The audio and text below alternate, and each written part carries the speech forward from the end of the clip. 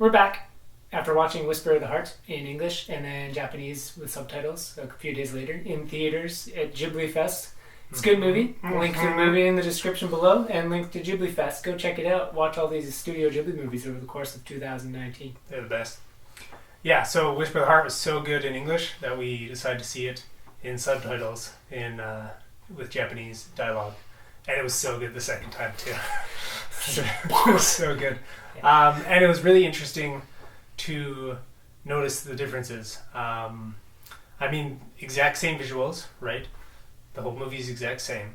But then you just change the audio and you change the dialogue. We don't know how well things are transferred into English or whatever. And there's certain things that are changed for the reason for audio, meaning like if at one point she says like jerk, jerk, jerk, jerk, but the Japanese word for jerk is several syllables. So in English they change it to stupid jerk, stupid jerk, stupid jerk. So things like that make sense. But it's like an example of something that I noticed particularly was different. Let's say there's this one scene where the guy's fixing a clock and the girl, the main character, is standing below. And instead of, in the English version, he says, oh, come up on the little ladder. You can see better. You can see better from up here. In the Japanese version, he just says, there's sun on the glass. Or something like that. And it's implied that she can't see very well down there just by saying there's glare on the glass from the sun. So, and it's like, in real life, if I was, say, with James and we were fixing the clock, whatever, I wouldn't say like, come up here, you can see better. I would just say, there's glare on the glass. Like, and it would make sense to him. It's implied. Yeah. And it allows the person watching to kind of put the pieces together. And they're not really pieces to put together. It's just like this obvious stuff. But with subtitles or in Japanese, it's left open so that there's a bit more like left to the audience, and it's not necessarily made idiot proof or something, but it's made so on the face and on the nose, so to speak, like direct, that do this thing or come here or anything. Like even the older sister of Shizuku, the main character, she's in English she comes across as almost like melodramatic, like she's having just like not very intelligent and having a hard time going through whatever she's going through, and it's just throwing it around. Where in the Japanese one, it's more, she's very you can tell she's concerned and there's care there, and she still has some attitude. But that concern and care actually comes through rather than her just having issues and throwing it around. It's like such a difference, and it's just changed a few lines around, or even just moved one line from one place to another place and changed the tone of it or something like that. Like, we can't tell what the tone is in Japanese too well, but just having a sentence that's very direct, like hurry up, like that was in both languages and it worked. It was exactly the same. But then other times she says something that's just implies something like, oh, hey, be careful, like, study more or something, where in the English version it's like, you better study because you're going to fail, and blah, blah, blah. Like, it's just almost insulting and degrading, like, to her little sister, which is not really the way it seems the movie was made. One additional example that kind of was showing how the words that were in the Japanese version were asking more from the audience to understand what was being said, but they added more character to Shizuku, I think. Shizuku, main character.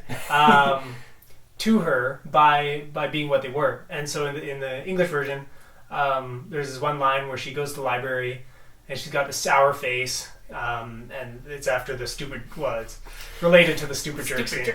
And then her dad asks, like, what's wrong? And in the English version, she's like, I was having the most wonderful day. It was like a fairy tale. And then this one guy says one thing and the whole day's ruined.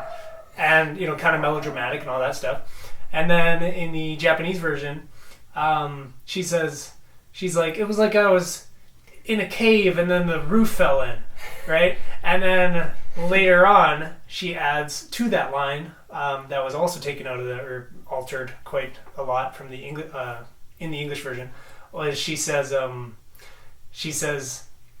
was in the cave and now the sky's falling in, and she like adds to it, where both of those lines were just taken out and become something like I wish you were like, I thought you were a good person, or like just like melodramatic and just like not, just it doesn't add to the poetry of the words or whatever.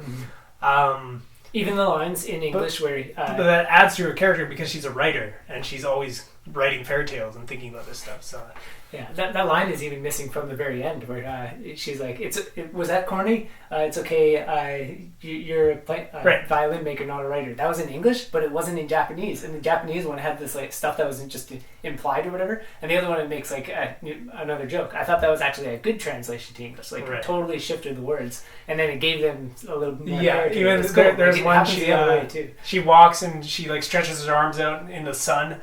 And in the English version, she's like, "Oh, I love being a writer." And then in the Japanese one, she's like, "Oh, the sun's come out." Yeah, and it's like, wow, like that's entirely different. But they just kind of chose what to do. But so the whole tone of the movie in Japanese was much more kind of serious, but just as kind of playful and good natured and everything. Other examples would be like when she's walking down the curb with her mother, and they're both it's raining, and they both have umbrellas. Right. In the English version, they make some jokes back and forth, more like jabs at each other, like you're clumsy, you're forgetful, etc., etc., and then study hard and all this. In the Japanese version, they're just talking about like the day. There's no complaint. Oh, it's raining every day or whatever. Instead, it's like, oh, it's raining like every day. Like she's not complaining that first day of the semester and it's already raining. Like that's implied that she's complaining. Like I can't believe it's already raining on my first day. And the other one, it's just in Japanese, it's raining every day. They just take note of it, whether they're complaining or not. She isn't saying, "Oh, it's already raining" and whatever, and then they start bickering at each other. It's just such a different tone, but the same characters. Like you can tell they're the same people. Another nice thing about watching it in Japanese with not being able to speak Japanese is it kind of detaches you, and you can kind of read the lines, and then there's this different vibe about the whole thing that you're not getting influenced by the words and the kind of the way things are said that influences the conscious mind and everything to watch it, and you can notice even more subtleties of the art, especially on the big screen. You get to read awesome. the line really quick and then look around almost. Yeah. They're still talking, but you read the line already. Yeah. So, Whisper of the Heart's over for Ghibli Fest, but there's other movies coming up this year. So if you want to see any of the big screen, it's so good. Watch it in English, watch it in Japanese. Really see how they go together. See how it's like two totally different movies, but it's the same movie, and they're both like equally awesome in totally different ways. Mm-hmm. It's really cool. All right. See you next time.